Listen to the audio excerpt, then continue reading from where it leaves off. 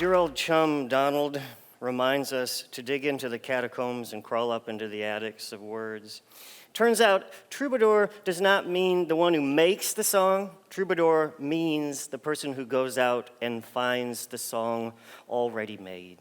As I staggered out from the Marriott this morning after listening all night to what sounded like a bachelorette and a bachelor party times 1,600 in a kiddie pool dangled right over my nose, as I staggered out, I went jogging through the wind. That feral wind, a song already made. And I came upon the gulls down along the river, songs themselves already made, and they flew up like paper towels chucked into the heavens. And they sang a little something like amnesiac loons. And they looked to me a little something like whiteout from the old typewriter days to clean the blemishes of my brain. And I trotted on and came upon another song already made, scattered Fruit Loops on the sidewalk. Don't worry, friends, they weren't barfed. Someone had just tossed them, scattered them there.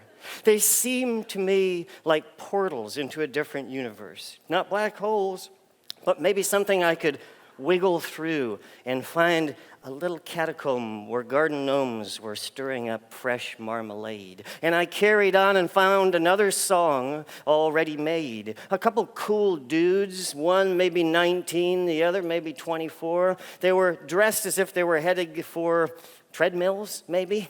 And the older one, I imagine brothers. The older slumped there on a little bench, and the younger one over along the edge of the river, picking any rock he could find, something a little flat, and he made a skip. He made 6 skips, and it lisped out across the water. And he looked back at his older brother, who gave the coolest, slowest, most petrified nod of all time.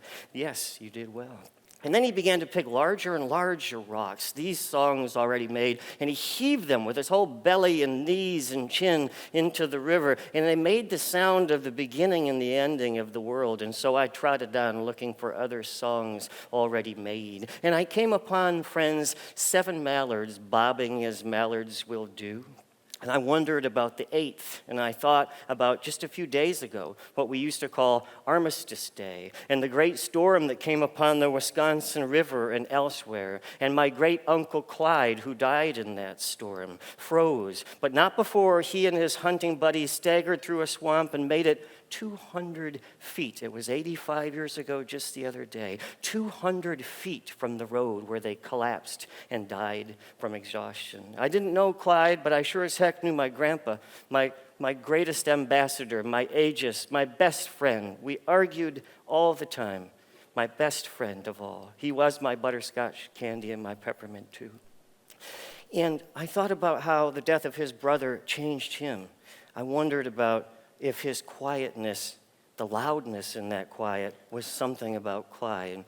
And I wondered if, as I watched these 7 mallards and wondered about the 8th, about the way that he laughed back in those days when I would sit by his easy chair. He laughed like a Buick LeSabre trying to start in the cold in 1981. He laughed with a kind of lockjaw.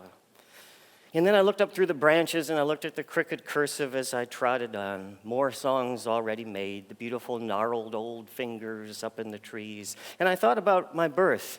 Not that I can remember it, but I'm a baby of the fall. Maybe some of you are autumnal children as well. And before you were even born, friends, you heard your mother's heartbeat. You heard her put her foot down. In poetry, what we call the metrical foot, an unstressed syllable followed by a stressed one. And soon enough, you were up on your 2 tiny feet, filling the world with wonder. Back then, you could see the wind. And if you were lucky enough, you were read to. And you delighted in those moments, friends, when sense became nonsense, when language was brought before a carnival fun house mirror. You loved it when the story became a poem. And then off to school with you, where maybe you memorized a poem or two, and you were taught poetry, and you would have to admit that a good deal was lost on you. But that was okay. The teacher had those gatekeeper keys. She could explain to you all of the things that you had missed. And so it's possible that you have trucked deep into adulthood now with a robust distrust of this trickster called poetry. If that's you, I have some interesting news this afternoon. Your life is a poem, and mine is too.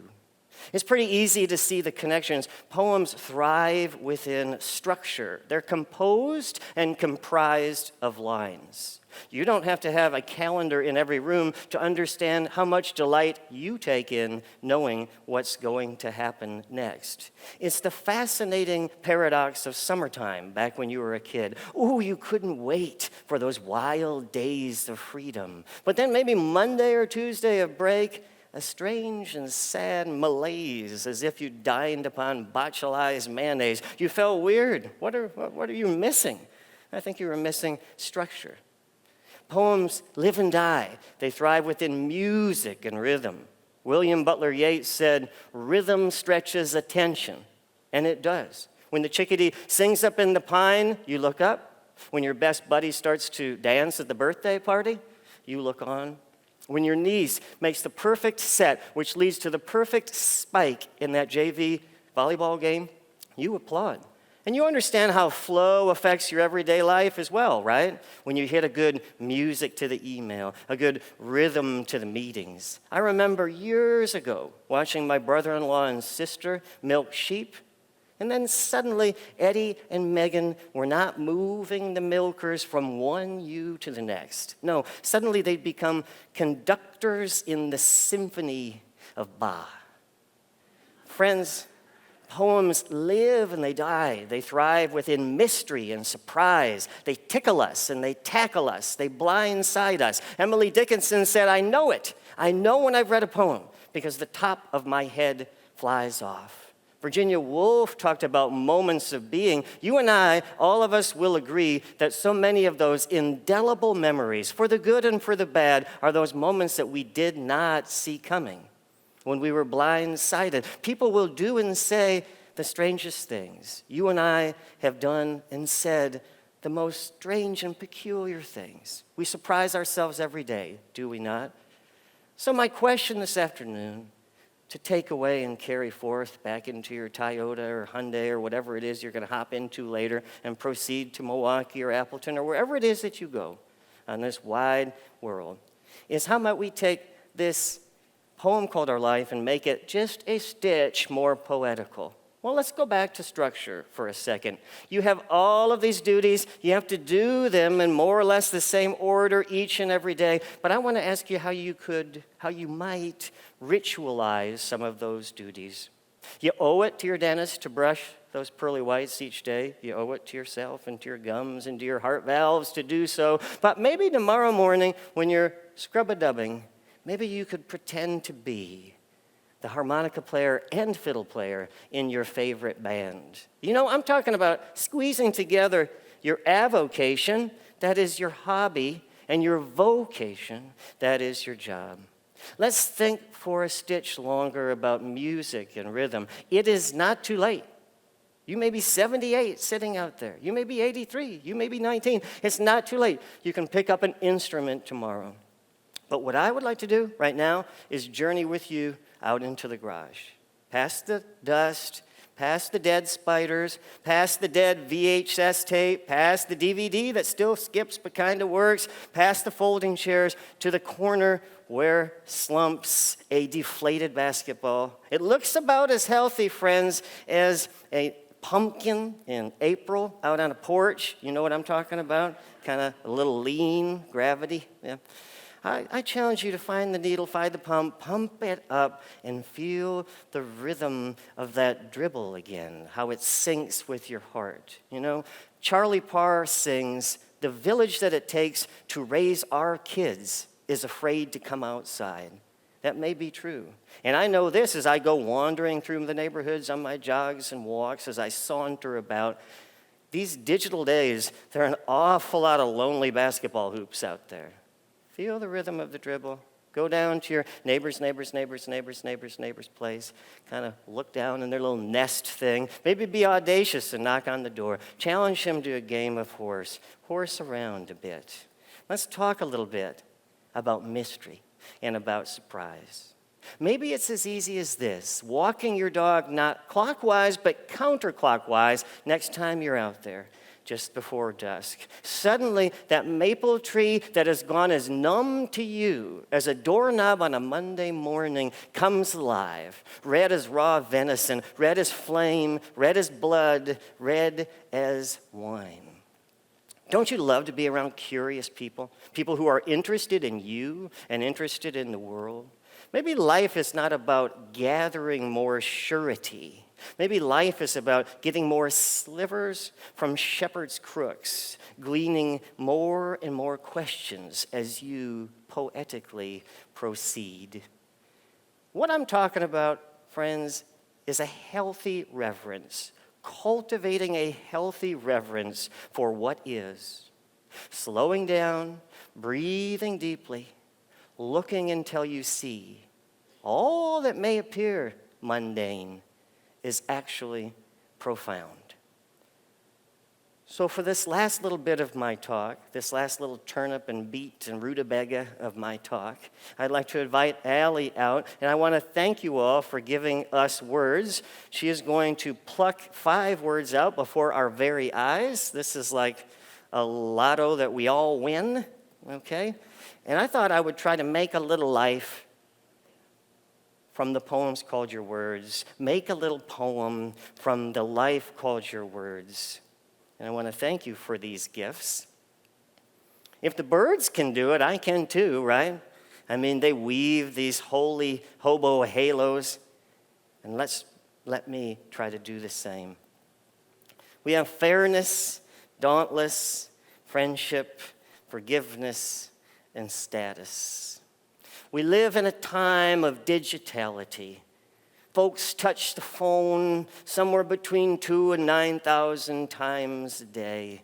We've touched it so much that it's abraded our thumbprint. We've forgotten who to forgive. We've forgotten where the carnival used to be, although where the camels trotted the ground and tread the ground, there is still some dust and dirt to see from the time of the fair. We must try, friends, to be dauntless. We must try, and I've heard it in all of the talks today, to widen, hammer head shark wide our eyes. Aldo Leopold said, family means ecosystem. Go make a friend with a bobolink if you can find one in the field.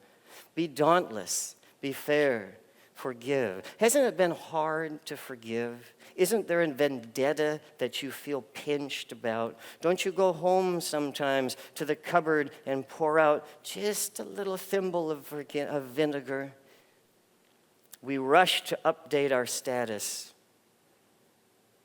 But do we rush to forgive? Might we take some super glue and seal that cupboard shut where we keep our secret cups, where we sip our vinegar and refuse to forgive?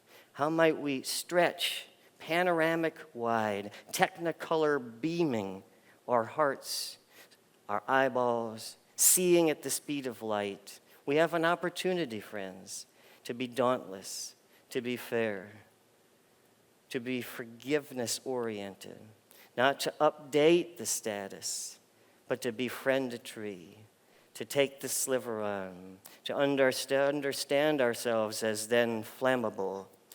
These are wonderful words. They all have S's. These are wonderful words. Many have E's. I spent my childhood doing one thing and one thing only, playing Ms. Pac-Man. And once my sister and I found a $5 bill rolling down the street and changed it into quarters. And for the next 93 minutes, our lives were heaven. We weren't complaining. Everything was fair. I didn't have to forgive her. She didn't have to forgive me. Jessica, if you hear this now, set your statuses aside. Let's rest a moment, watching again, just as the eel will crawl and somersault toward the wide Sargasso Sea, that $5 bill. Can't you hear its rustle now?